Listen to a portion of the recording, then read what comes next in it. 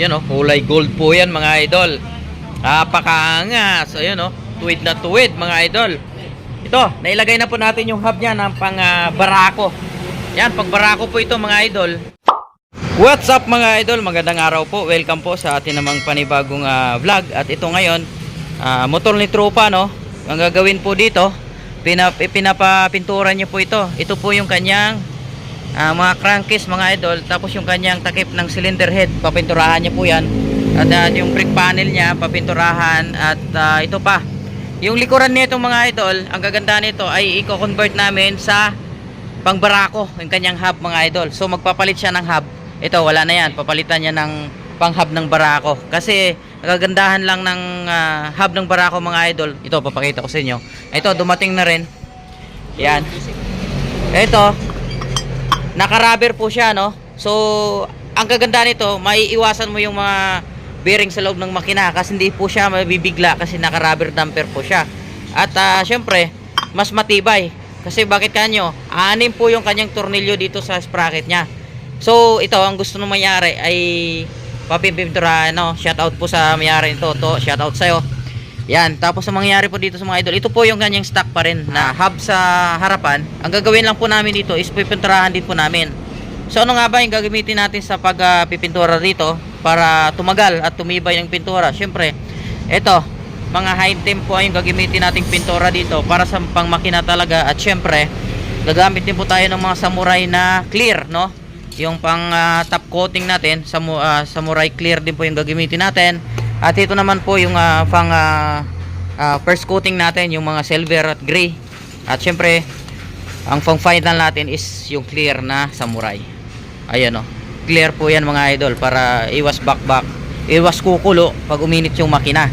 So update lang mga idol. Ay, ito pa pala, no, pahabol ko lang, papalitan niya rin ng kanyang rim. So ito stock niya po mga idol, tinanggal na po namin yan. So ipapalit niya ito, kulay gold naman. Parehas po ito, yung sukat nito 1.6 mga idol. Yan, paras po 1.6 yan, kulay gold po. At ipapartner po namin dito Yaguso po na rayos, ano mga idol. So update lang, ang gagawin muna po namin dito is liliyaan, sasabunin namin para maalis tong dumi na to na kung saan bumakat yung dating kanyang rayos. So linisan namin yan at pipinturahan yan, di ba? At ito sama na rin namin to kahit bago para sabay, para pantay yung kulay niya. So ito yung kanyang motor TMX 155. Abangan nyo na lang po mga idol, ha. At kung sinong gusto din to, pagpapintura ng mga makina mga idol, pasya lang dito sa shop mga idol. Let's go, update.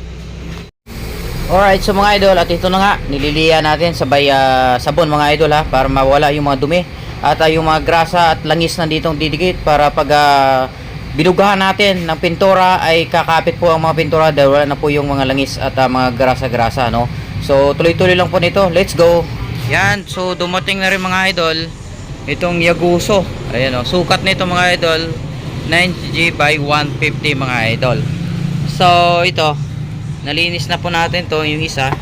Ayan o, medyo makinis na siya. Yan, siyempre nandiyan pa rin yung bakat niya, ang lalim ng bakat to. Nandiyan pa rin yung bakat yan. So ang gagawin natin yan ay mamasalihan muna natin para mawala yung bakat na yan. So ito yung kanyang, pakita muna natin kuya. At ito naman po mga idol yung kanyang magneto cover. Yun, kung makita natin. Pero first coating pa lang yan, papatuyuin na lang, nauna na. Alright, so update dito mga idol. Ito, binubugahan na po ng primer itong brake panel, no, sa panglikod. At ito mga idol, papakita ko naman po sa inyo. Ito yung kanyang rear hub na pang barako mga idol. Ayun, medyo masilaw lang. Yan na yung kanyang pang barako na sa panglikod mga idol na ipapalit natin. So bago po ito mga idol, pinunturahan pa rin po natin para magiging pantay nga po yung kulay. At ito naman po ang kanyang magneto cover mga idol. At ito naman pinapatuyo lang natin pero hindi pa napinturahan to mga idol. So mga idol, update po tayo dito. Ito, inalis lang po natin yung luma niyang pintura dito sa side crankcase niya mga idol, dahil medyo makapal na. So abangan nyo lang po mga idol. Ang pagpatanggal pala namin ng pintura nito, ito yung strip tool mga idol. Yan nabibili lang to sa hardware mga idol. Papahid mo lang yan at yun, kukulubot na siya, tingnan mo. Ayan At siyempre kailangan may gloves po kayo kasi napakainit po yan. Pag kayo dumikit sa balat nyo, sobrang init yan. Yan o, na umiinit na nga yung kamay ko mga idol.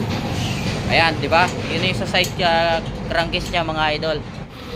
At ito na nga po mga idol, inalisan na nabugahan na po natin siya ng primer, yung nakita nyo po kanina na inalis po natin yung dati niyang pintura.